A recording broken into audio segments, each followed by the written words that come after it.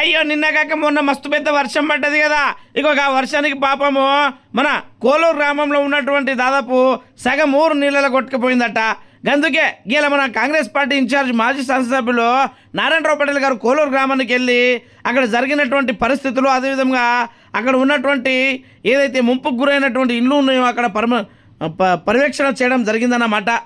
ఈ కార్యక్రమంలో భాగంగానే అక్కడ ఏదైతే వాళ్ళ ఇల్లు మునిగిపోయిందో ఇక వాళ్ళతోటి అక్కడ మాట్లాడుతున్నారు. అదేవిధంగా అక్కడ ఉన్నటువంటి యువ నాయకుడు ఈ గ్రామంలో ఉన్నటువంటి వరద ఏ విధంగా వచ్చిందో అక్కడ ఫోన్లో చూపెట్టడం జరిగింది. అంతేకాకుండా నారాయణరావు పటేల్ గారు అక్కడ ఉన్నటువంటి ప్రజలకు అందరికీ మాట్లాడుతూ ఎవరు బాధపడద్దు, కాంగ్రెస్ ప్రభుత్వం ప్రతి ఒక్కరికి ఆదుకుంటుంది. అంతేకాకుండా ఎవరైతే ఇండ్లు కూలిపోయినాయో వాళ్ళకు ఇంద్రమ్మ ఇండ్లు, అదేవిధంగా ఎవరైతే పంట దెబ్బతిన్నాయో వాళ్ళకందరికీ పంట పరిహారం ఇచ్చే విధంగా ప్రభుత్వం కృషి చేస్తున్నది. దానికోసం నేను హైదరాబాద్కి వెళ్ళి అక్కడ ఉన్నటువంటి మినిస్టర్లకు, అంతేకాకుండా అక్కడ ఉన్నటువంటి మంత్రులకు కలవడం జరిగింది. ఖచ్చితంగా మనకు అందరికీ న్యాయం చేస్తారని వాళ్ళు హామీ ఇవ్వడం జరిగింది. ఎవరు కూడా ఆధారపడద్దు అని అక్కడ తెలపడం జరిగింది. ఈ అమ్మ కూడా వాళ్ళ సమస్యలు చెప్పుకుంటున్నది. అయితే ఖచ్చితంగా మీకు కూడా ఒక ఇల్లును మంజూరు చేపిస్తామా, బాధపడద్దు. ఎంత గట్టి వర్షం వచ్చినా, ఎంత తుఫాను వచ్చినా మీరు చల్లగా సేఫ్గా ఉండేటట్టు నేను చూసుకుంటానని అక్కడ నారాయణరావు పటేల్ గారు వీళ్ళకి హామీ ఇవ్వడం జరిగింది.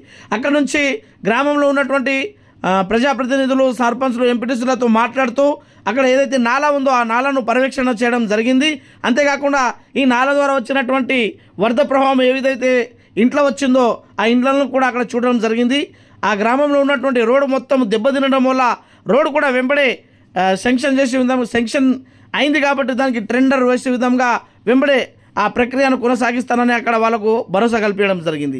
ఎలాంటి కష్ట నష్టాలు వచ్చినా నేను ఉంటాను, ఏ సమస్య వచ్చినా నా దృష్టికి తీసుకురావాలని అక్కడ నారాయణరావు పటేల్ గారు వాళ్ళకి తెలపడం జరిగింది. అంతేకాకుండా ఇంకా వర్షాకాలం పూర్తిగా కాలేదు కాబట్టి ప్రజల అందరూ అప్రమత్తంగా ఉండి, అదేవిధంగా మట్టి ఇళ్లలో, అదేవిధంగా కూలిపోయిన ఇళ్లలో ఉండకుండా సరైన సేఫ్గా ఉన్నటువంటి ఇళ్లలో ఉండాలని అక్కడ వాళ్ళకు సూచన ఇవ్వడం జరిగింది.